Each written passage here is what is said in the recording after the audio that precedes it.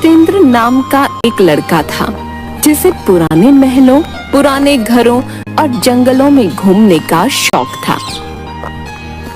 इस शौक के कारण उसे उसके माता पिता हमेशा डांटते रहते थे। एक दिन जितेंद्र के पापा जी उसके रूम में आते हैं और देखते हैं कि वह कपड़े, कैमरा और सामान पैक कर रहा है। तभी उसके पापा जी बोल पड़े, जितेंद्र, कहाँ जा रहे हो? पापा, और कहाँ जाऊंगा? हिस्टोरिकल प्लेस और कोई नई जगह खोजकर वहाँ के इतिहास को देखूंगा। इसके बाद वहाँ पैरानॉर्मल एक्टिविटी को समझने की कोशिश करूंगा। तुमसे कितनी बार कहा है कि इन फालतू के झंझटों में मत पड़ा करो। किसी नेगेटिव चीज को छेड़ना अच्छा नहीं होता। पापा, ये मेरा शौक है, अभी नहीं करूंगा तो कब करूंगा? तेज बातों की आवाज सुनकर उसकी माँ भी आ जाती है। क्या हो रहा है? क्यों इतनी तेज गुस्सा हो रहे हो? और क्या होगा, पूछो अपने लाल से। खंडरों में जाएंगे भूत पकड़ने, अपनी जिंदगी से खिलवाड़ करने। यह सुनकर माँ गुस्से में, तू कहीं नहीं जा रहा है? कुछ आया कि नहीं समझ में? क्या कह रही हूँ मैं? अरे माँ, मैं अकेले थोड़ी न जा रहा हूँ, मेरे साथ दोस्त भी जा रहे हैं। अब बच्चा तो नहीं हूँ ना। जाने दो इसे, मानता ही नहीं, जब देखो मनमानी करता रहता है। अरे मैं जल्दी ही आ जाऊंगा, आप गुस्सा क्यों हो रही हो? अभी तक कुछ हुआ क्या जो आप अब भी टेंशन ले रही हो? ठीक है, जा अपना ध्यान रखना, साथ ही कॉल करते रहना। माँ की बातों के साथ उसके पिता सर हिलाकर सहमति जता देते हैं। दूसरे दिन वह दोस्त राहुल और पंकज के साथ मध्य प्रदेश के बुरहानपुर से कुछ दूर एक हवेली में था। यार राहुल, बुरहानपुर से वो हवेली कितनी दूर है? पंकज बीच में ही बोल पड़ता है, मैंने सुना है कि उस हवेली में कोई साया है, क्या ये सच है? जिस हवेली में जा रहे हैं वो बुरहानपुर रेलवे स्टेशन से 60-70 किलोमीटर है। हाँ पंकज, वहाँ के लोग कहते हैं कि उस हवेली को एक ही रात में जिन्नात ने बनाया था। यार कुछ भी, हम लोग कितनी जगहों पर गए, कभी कुछ मिला है? हवेली पर भी कुछ नहीं मिलेगा। मैंने सुना है कि वहाँ पर रखवाली के लिए किसी को रखा भी गया है। हाँ यार, सुना तो है।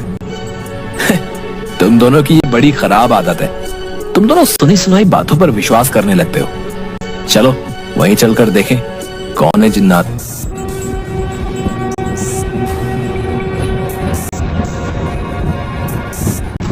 ट्रेन से रेलवे स्टेशन उतरने के बाद चलो किसी होटल में जाकर फ्रेश हो लिया जाए। क्या यार, सीधे हवेली पर चलते हैं? नहीं यार, वहाँ कोई टाइम पर मिले ना मिले, पहले होटल में ही चलते हैं ना। हाँ हाँ।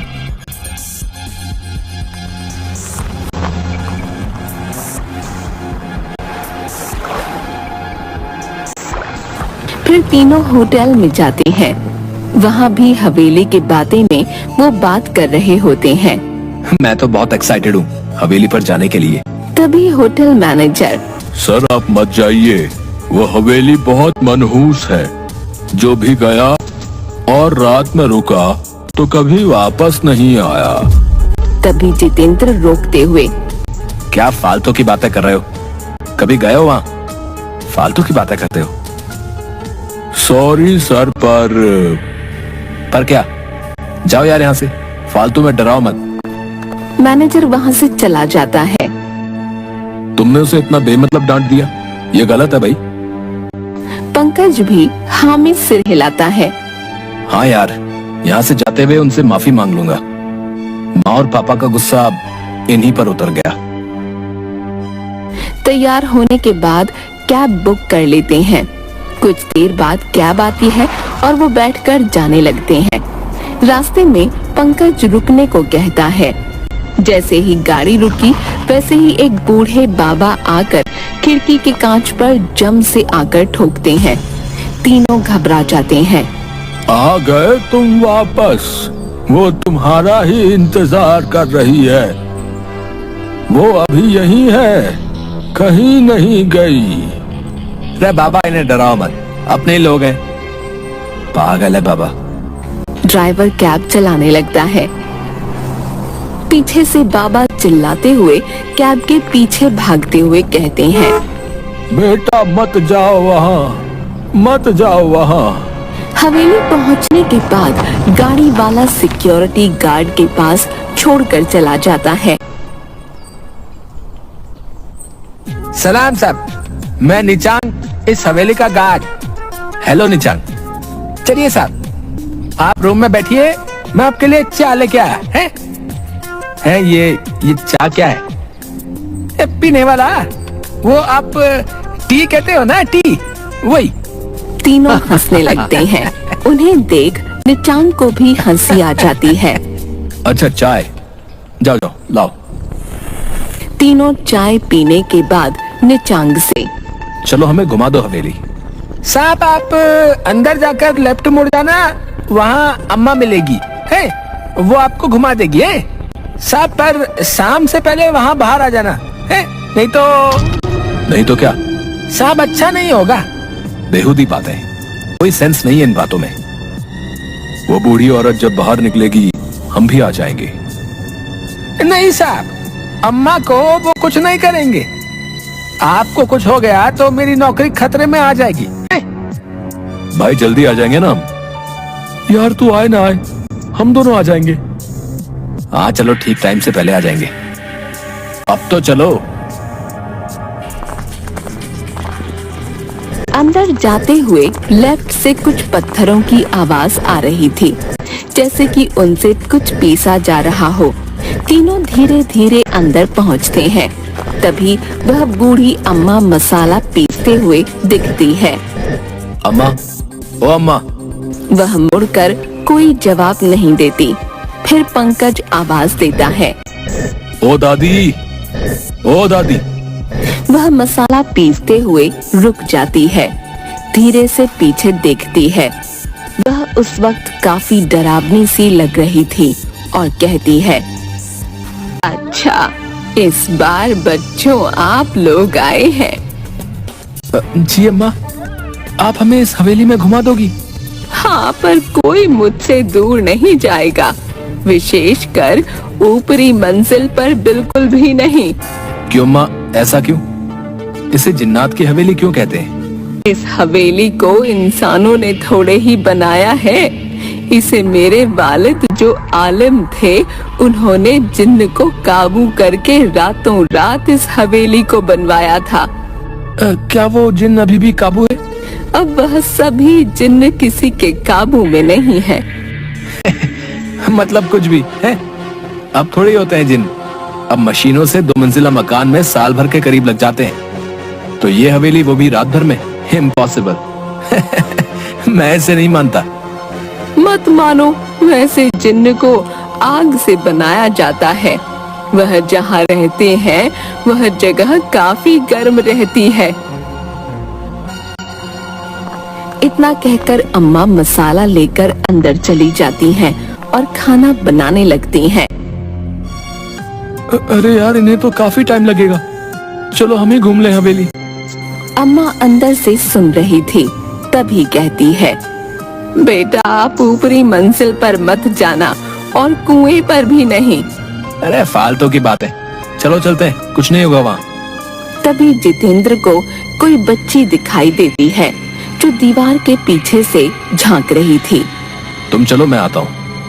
वह उस लड़की के पास जाकर पूछता है, तुम्हारा नाम क्या है? सरीन। वह अपने बैग की जेब से चॉकलेट निकाल कर देता है। जरीन चॉकलेट लेकर उसे उदासी भरी नजरों से देखती रहती है। आप यहाँ से चले जाओ। इतना कहकर उदासी के साथ वह वहाँ से चली जाती है। जितेंद्र को उसे देखकर बहुत अजीब लग रहा था। तभी बहुत तेज आवाज आती है, जैसे कि गहरे पानी में कुछ गिरा हो। जितेंद्र दौड़कर आवाज वाली जगह पर जाता है। वह देखता है कि राहुल अकेला कुएं की दीवार पर बैठा था। वह राहुल से पूछता है, ये किस चीज की इतनी तेज आवाज थी? पंकज कहाँ है? इतने में पीछे से पंकज भी दौड़कर आता है। वो भी पूछता है, क्या हुआ? कुछ भी तो नहीं, बस इस कुएं में पत्थर फेंका था।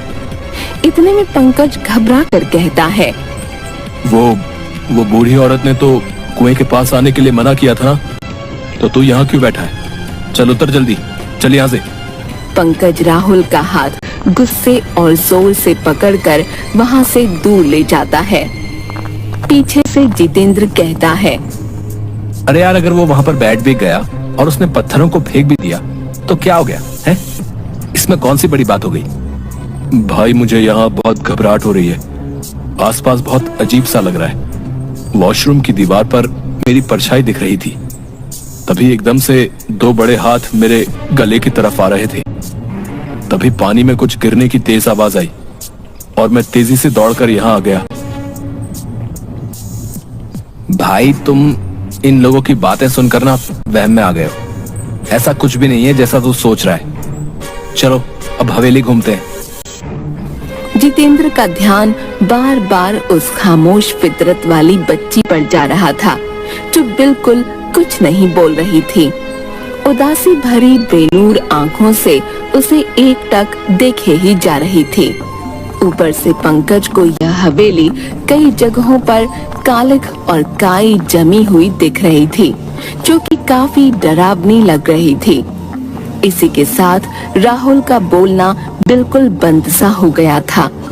इस पर पंकज और जितेंद्र दोनों में से किसी का भी ध्यान नहीं जा रहा था। यार, इन दोनों के बहकावे में नहीं आता तो यहाँ फंसता नहीं। बेमतलब आ गया इनके साथ यहाँ पर। कमरों में घूमते हुए पंकज की और जितेंद्र की नजर कमरों पर बनी नक्काशी पर जा रही थी। साथ ही वहाँ थके थके व बेमन से टिमटिमा रहे पुराने बल्ब जो कभी भी दम तोड़ दें।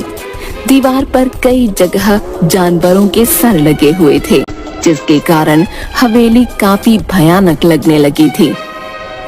ये जगह इतनी डरावनी और अजीब क्यों है?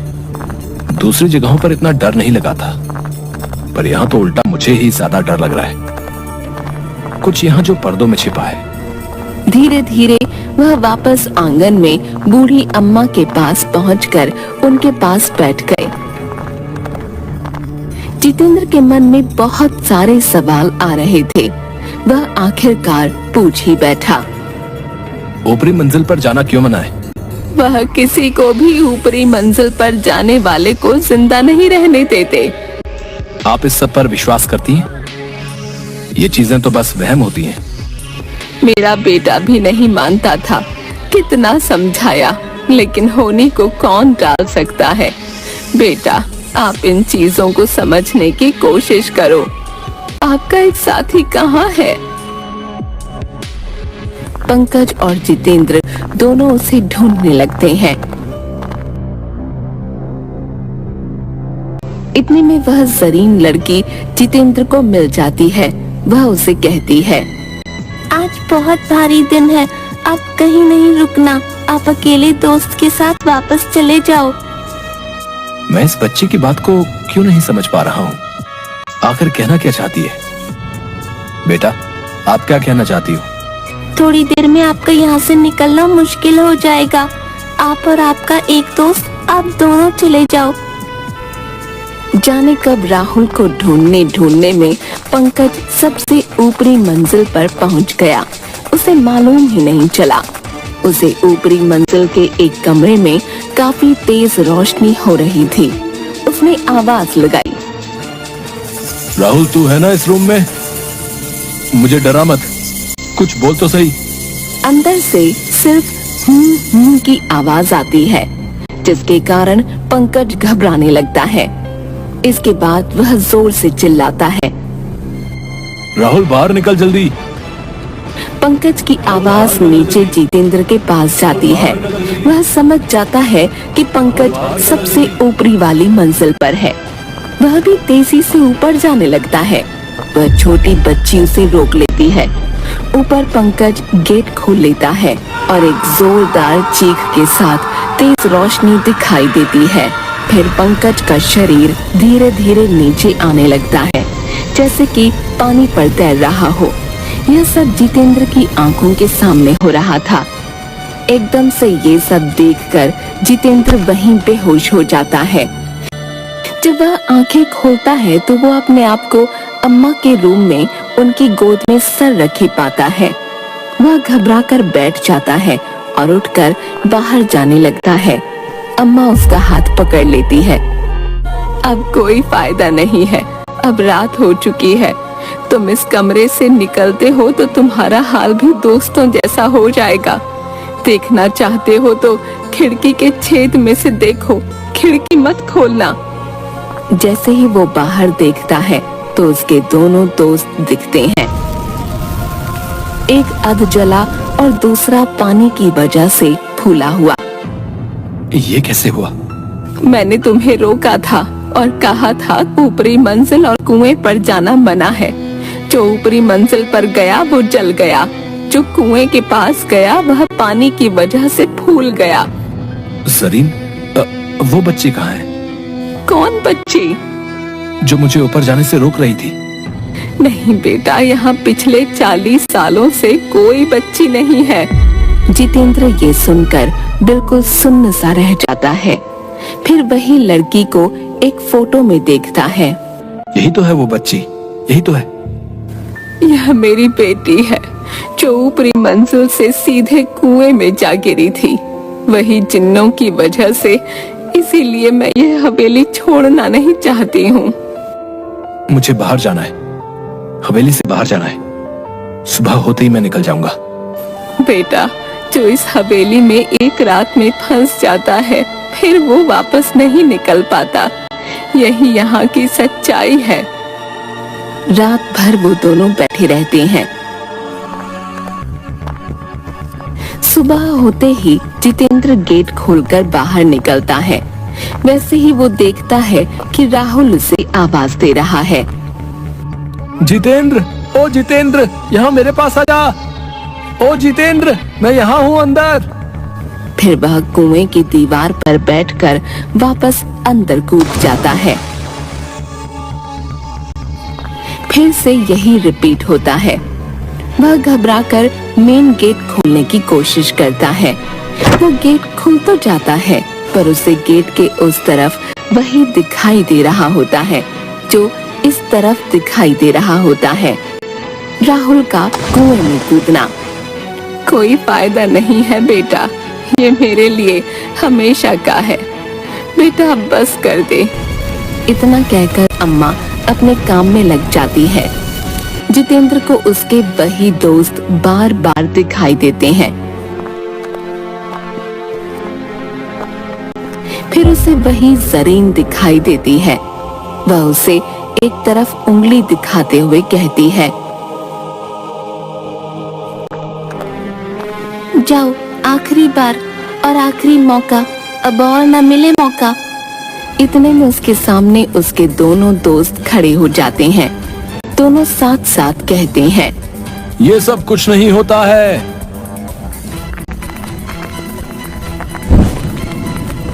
फिर दोनों जितेंद्र को मारने के लिए अपने हाथ बढ़ाते हैं। तभी वही बच्ची उसे बचाकर बाहर निकाल देती है। जितेंद्र बेहोशी की हालत में बाहर आता है और उसे वही बाबा मिलते हैं। बेटा, मैं कह रहा था, वो तुम्हारा इंतजार कर रही है, वो तुम्हें छोड़ेगी नहीं।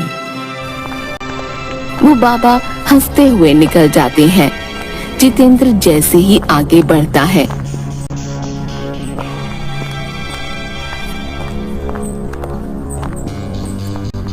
उसे एक गाड़ी दिखती है। उसमें भी 3 दोस्त उसी हवेली में जाते हुए दिखते हैं। वही सीन वापस से उसे दिखने लगता है, पर वो बाहर होता है। गाड़ी में कोई और होते हैं। जाते जाते वह वापस मुड़कर देखता है तो वो बच्ची उसे ही देख रही होती है। उस बच्ची के साथ भी वही हादसा होते हुए उसे दिखता है। बच्ची को आग लगती है और वो नीचे गिरने लगती है। अब जितेंद्र समझ गया था कि जिंदगी अनमोल होती है, बड़ों का कहना मान लेना चाहिए।